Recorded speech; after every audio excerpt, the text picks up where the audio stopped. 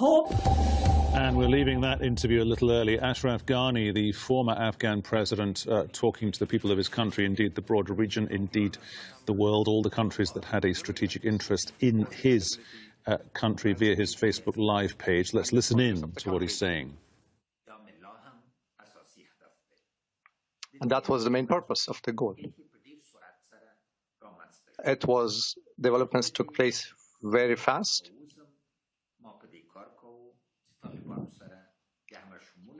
My purpose was to work with the Taliban to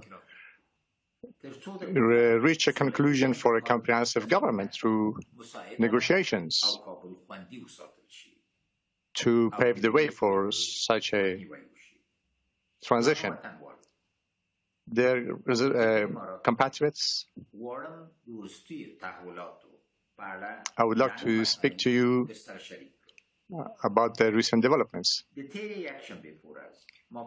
Since Sunday, on Sunday I was following a routine schedule, and I was working on order and discipline for Kabul. My security officials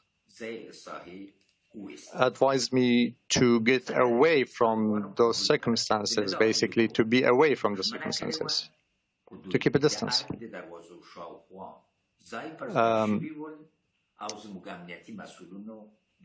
My security forces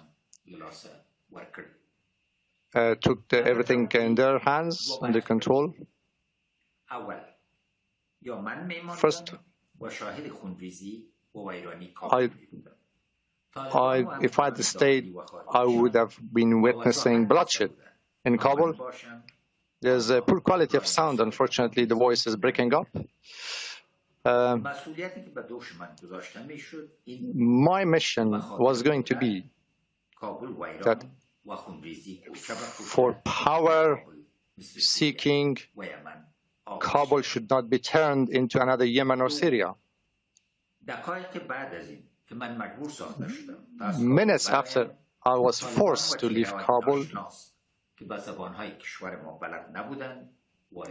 there were a number of people who entered the presidential palace, Ark, who could not even speak our national languages. They were looking for me to find me.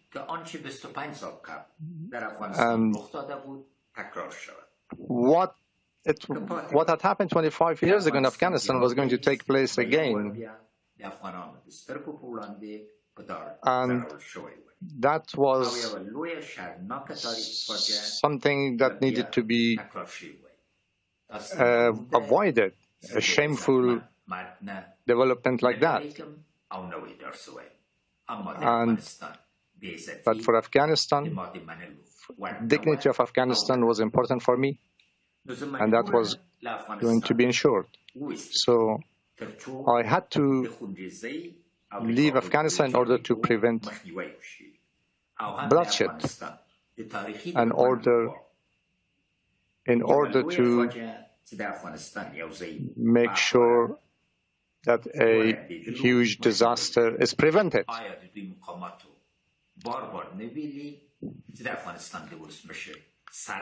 There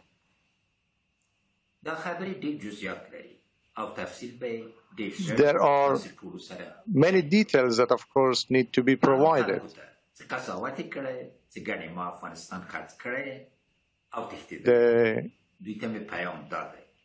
Those who think that I've fled the country, my message is that you should not judge if you do not have the actual information and details.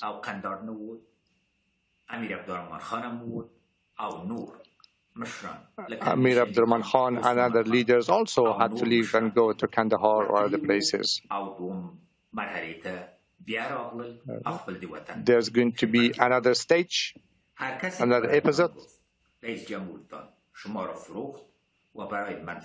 Those who say that your president sold you and fled, that's not correct. The way I left Afghanistan was such that I had to leave my books, which actually were my main assets. I had to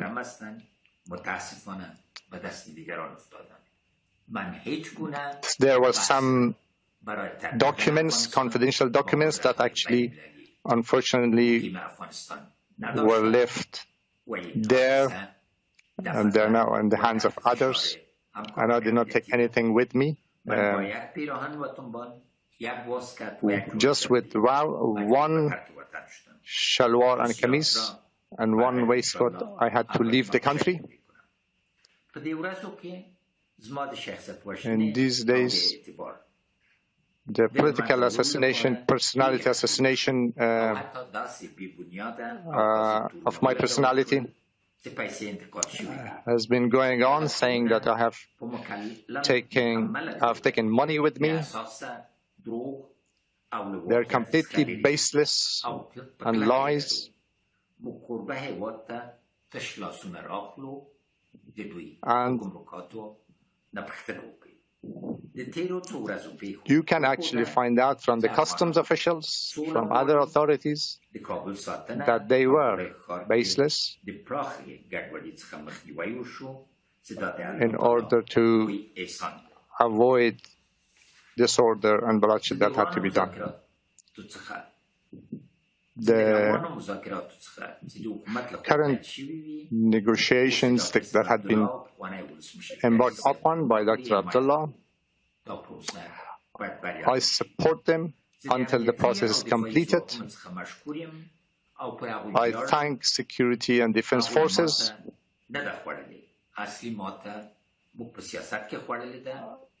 and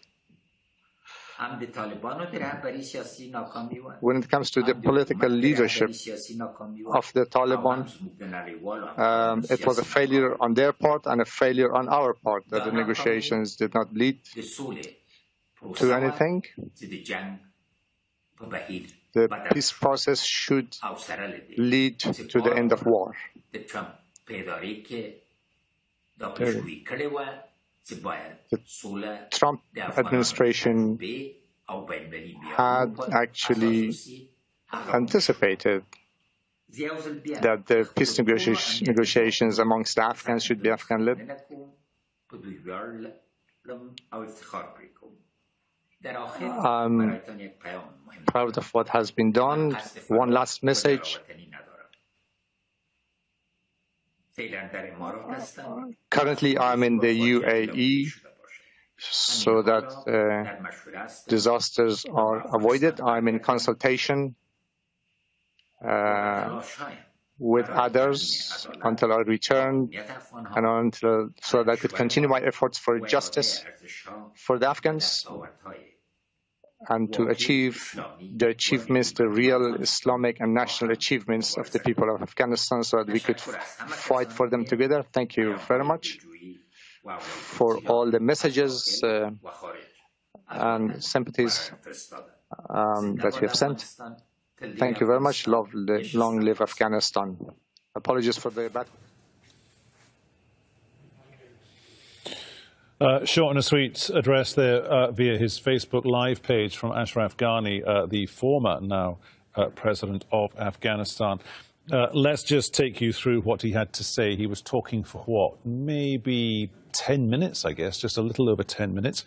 A very, very personal address to the people of Afghanistan, the broader region, the international community, talking about just that immediate time, that period of time when he decided to leave the country. He said events took place very fast. My purpose had been to pave the way for a transition.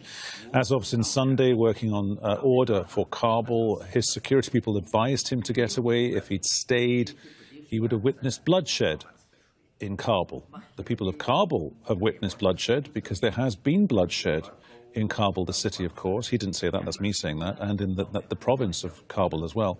He said he was forced to leave. What took place before was going to happen again, he said, referring to the events of, I guess, the 1980s, the 1990s, up to the point when the Taliban were banished. Many details need to be provided I guess he's teasing us a little bit there.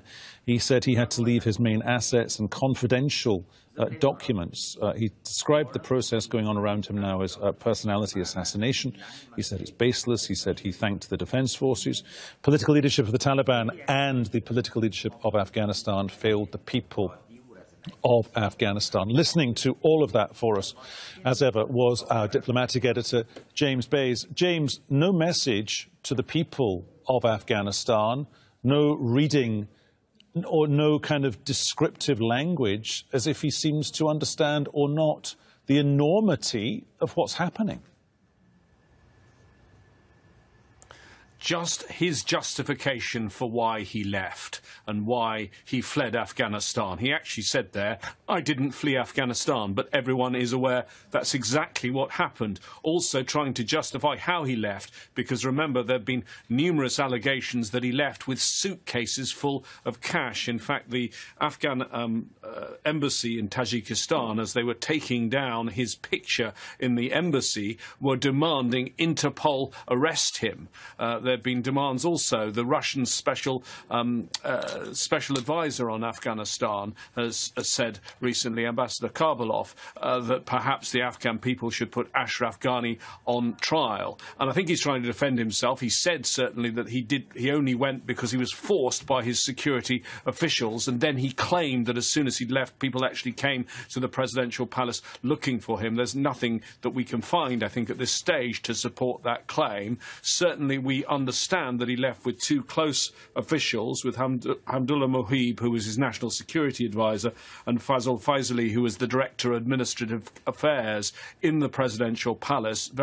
Two people very close to Hamid Karzai. But, Peter, it's worth telling you that most of the others in the government, close to Ashraf Ghani, it's worth telling you that most of the others in the presidential palace and among the cabinet are really despising the former president now. And it was, I think, pretty true even a couple of weeks ago. As you know, I was in Kabul a couple of weeks ago. I spent a little bit of time in the presidential palace. I spoke to senior members of the Ghani government, to former ministers as well, and there wasn't really much of a good word to be said about Ashraf Ghani, and clearly the way he's held in Afghanistan has got worse since the way he departed Afghanistan. He, of course, denying that he took suitcases of cash, saying he just took his shalwar kameez, his traditional Afghan robes and Afghan shirt, and left Kabul. He's turned up, we believe, in the United Arab Emirates, we think in Dubai.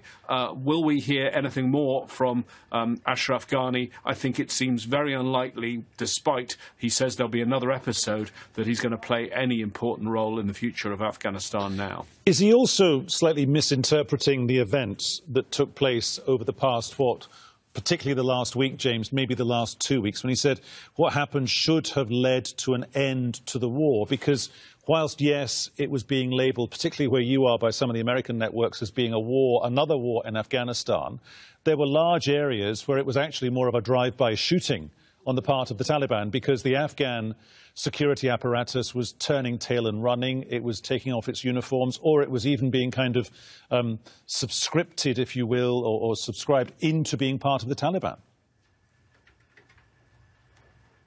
Absolutely. Such surprising events and such speed to all of that. He may have been referring to that. I think it's also possible he was referring to what should have happened to the peace deal. Because remember, the US did sign a peace deal.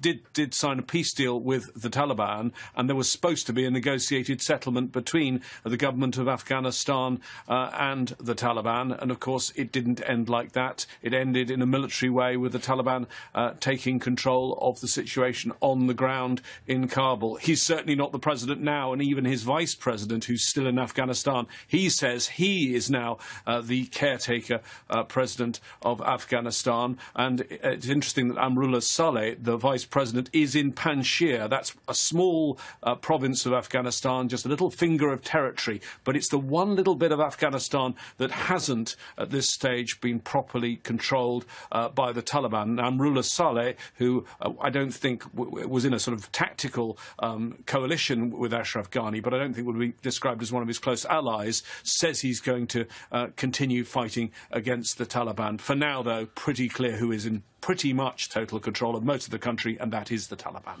James, as ever, a pleasure. Many thanks, James Bays, our diplomatic editor there at the UN in New York. Ashraf Ghani, the former president of Afghanistan, saying as well, I am proud.